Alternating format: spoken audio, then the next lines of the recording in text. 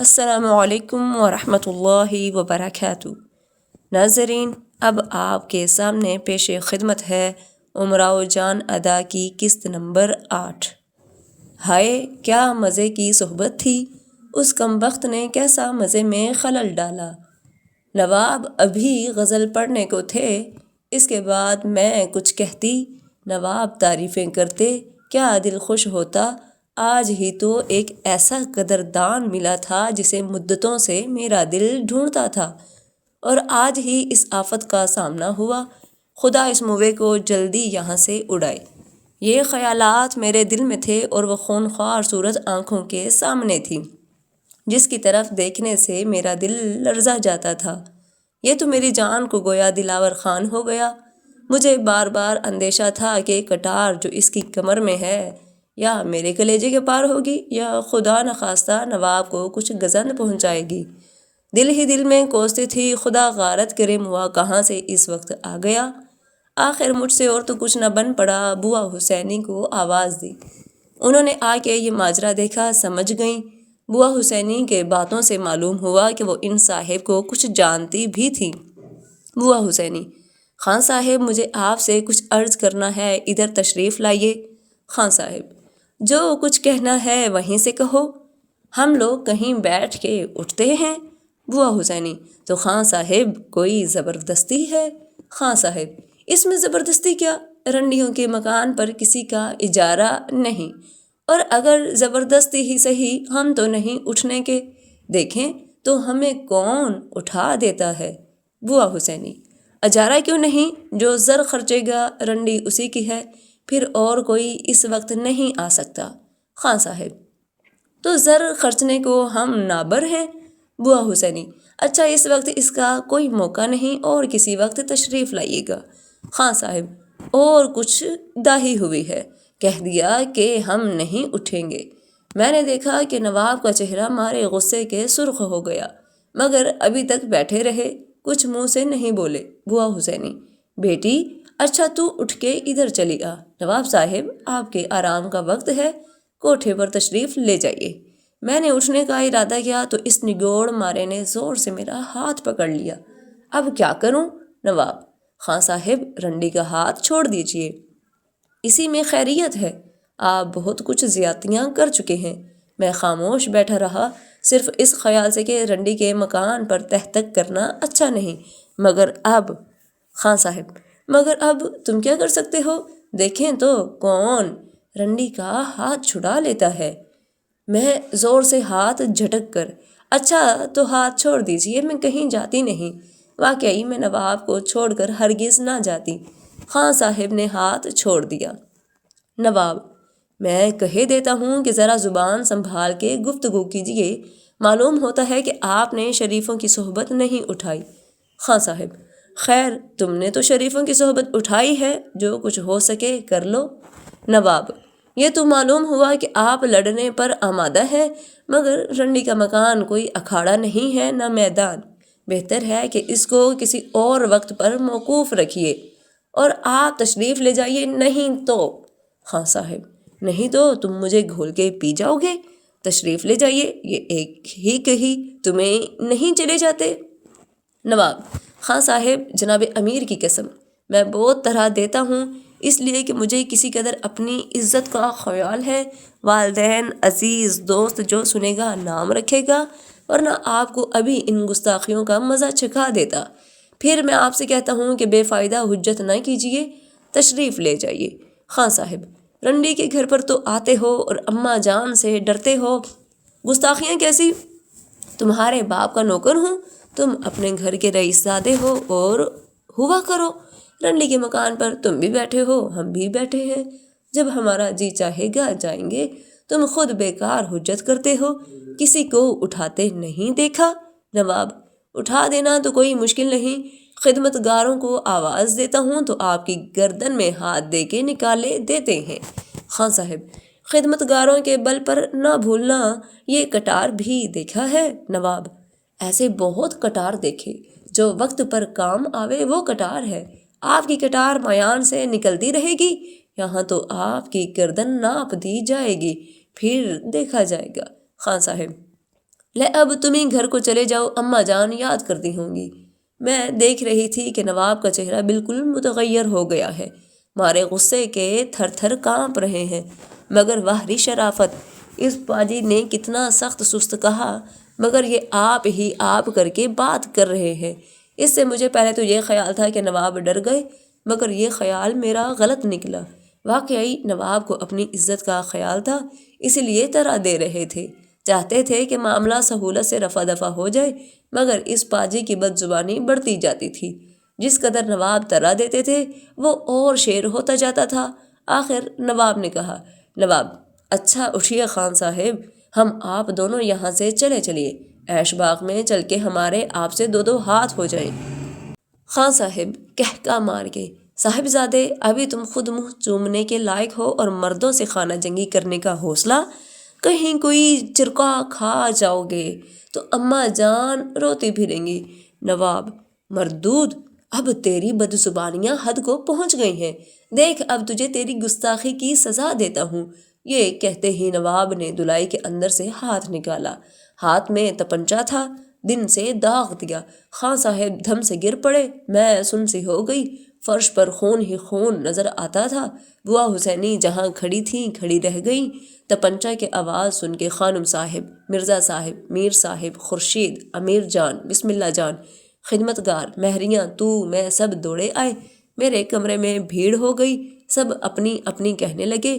اتنے میں شمشیر خان، ایک ادھیڑ سا آدمی، نواب صاحب کا ملازم، نے لپک کے نواب کے ہاتھ سے تپنچا لیا اور کہا، شمشیر خان، لے حضور اب گھر تشریف لے جائیں، میں سمجھ لوں گا۔ نواب، میں نہیں جاتا، اب جو ہوا ہوا اور جو کچھ ہونا ہوگا ہو جائے گا۔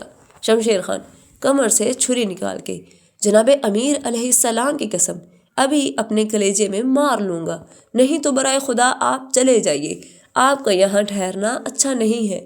اتنے میں لوگوں نے دیکھا خان صاحب کی گولی کہاں لگی ہے، معلوم ہوا کہ جان کی خیریت ہے، بازو میں گولی لگی ہے۔ شمشیر خان، میں عرض کرتا ہوں کہ حضور تشریف لے جائیں، اس مردود کا ہوا ہی کیا ہے، آپ کیوں بدنام ہوتے ہیں؟ بارے نواب صاحب بھی کچھ سمجھ کے اٹھے، ایک آدمی ہمارے یہاں سے ساتھ کیا گیا، گھر تشریف لے گئے۔ خانم نے اسی وقت مرزا علی رضا بیگ کو بلوا بھیجا، وہ چوک ہی میں تھے، فوراً چلے آئے۔ خانم نے علیحدہ لے جا کر نہیں معلوم کیا کان میں پھونکا، وہاں سے آئے تو یہ کہتے ہوئے آئے، مرزا ہوگا پھینک دو مردود کو کمرے کے نیچے، سمجھ لیا جائے گا۔ خیر خان صاحب کو کمرے کے نیچے تو نہیں پھینکا گیا، بازو پر پٹی باندھی، ڈولی بلوائی گئی۔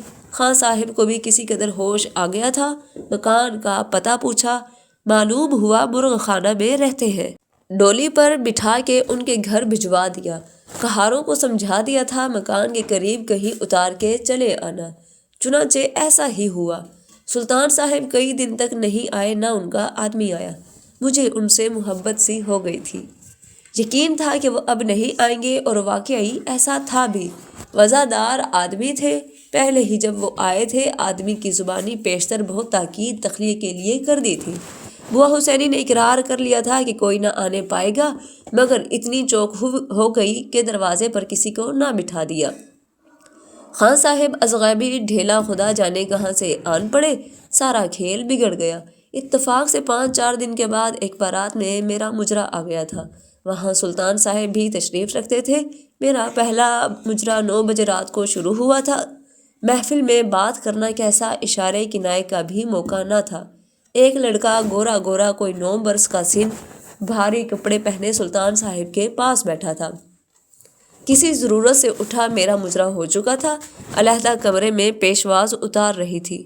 میں نے اسے اشارے سے بلایا، پاس بٹھایا، ایک پان لگا کے دیا، پوچھا، میں سلطان صاحب کو جانتے ہو؟ لڑکا، کون سلطان صاحب؟ میں، وہ جو دلہا کے برابر تمہارے پاس بیٹھے تھے۔ لڑکا تیوری چڑھا کے، واہ، وہ ہمارے بڑے بھائی ہیں، انہیں ذرا سلطان صاحب نہ کہنا۔ میں، اچھا تو ہم کچھ دیں انہیں دے دو گے؟ لڑکا، کہیں مجھ پر خفا نہ ہوں۔ میں، خفا نہیں ہوں گے۔ لڑکا، اور دو گی کیا؟ پان؟ میں، پان نہیں، پان تو ان کے خاصدان میں ہوگئے۔ اے لو، یہ کاغذ دے دینا۔ ایک پرچہ کاغذ کا کمرے میں فرش پر پڑا تھا، میں نے اس پر کوئلے سے یہ شعر لکھ دیا، مدتوں سے ہم ہیں محروم عتاب، بزم میں آج ان کو چھیڑا چاہیے، اور سمجھا دیا کہ یہ کاغذ ان کی آنکھ بچا کے سامنے رکھ دینا، ان کو معلوم بھی نہ ہوگا۔ لڑکے نے ایسے ہی کیا۔ میں کمرے کی پٹ کی آڑ سے جھانک رہی تھی، سلطان صاحب نے وہ کاغذ اٹھا دیا، پڑھا تو پہلے چہرے پر کچھ فکر کے آثار ظاہر ہوئے، پھر تھوڑی دیر تک غور سے پرچے کو دیکھتے رہے، اس کے بعد مسکرا کے جیب میں رکھ لیا۔ شمشیر خان کو اشارے سے بلایا، اس کے کان میں کچھ چپکے سے کہا۔ گھنٹہ بھر کے بعد شمشیر خان ہمارے کمرے میں آیا۔ شمشیر خان: نواب صاحب نے کہا ہے کہ اس پرچے کا جواب ہم گھر پر جا کر لکھ بھیجیں گے۔ دوسرا مجرا صبح کو ہوا تھا۔ اس وقت سلطان صاحب محفل میں نہ تھے، ان کے بغیر محفل مجھے سونی معلوم ہوتی تھی، گانے میں دل نہ لگتا تھا۔ آخر جوں توں مجرا ختم ہوا، میں گھر پر آئی۔ اس دن بھر شمشیر خان کا انتظار رہا۔ 12 چراغ جلنے کے بعد وہ آیا، نواب کا رکا دیا۔ مضمون یہ تھا: تمہارے شعر نے اس آگ کو جو میرے دل میں دبی ہوئی تھی کلید کر بھڑکا دیا۔ واقعی مجھے تم سے محبت ہے، مگر اپنی وجہ سے مجبور ہوں۔ تمہارے مکان پر اب ہرگز نہ آؤں گا۔ میرے ایک بے تکلف دوست نواز گنج میں رہتے ہیں، کل میں تمہیں وہاں بلوا بھیجوں گا، بشرط فرصت چلی آنا۔ یہی ایک صورت ملنے کی ہے، وہ بھی 9-10 بجے رات تک۔ شب وصال کی کوتاہیوں کا شکوہ کیا، یہاں تو ایک نظر دیکھنے کے لالے ہیں۔ سلطان صاحب اس دن سے کبھی خانم کے مکان پر نہیں آئے۔ ہفتہ میں 2-3 مرتبہ نواز گنج میں نواب بننے صاحب کے مکان پر بلوا بھیجتے تھے۔ عجب لطف کی صحبت رہتی تھی، کبھی شعر و سخن کا چرچا ہوا، کبھی نواب بننے صاحب طبلہ بجانے لگے، میں گانے لگی۔ سلطان صاحب خود بھی گاتے تھے، تال سم سے کچھ تو ایسے واقف نہ تھے، مگر اپنے غزل آپ خود گا لیتے تھے۔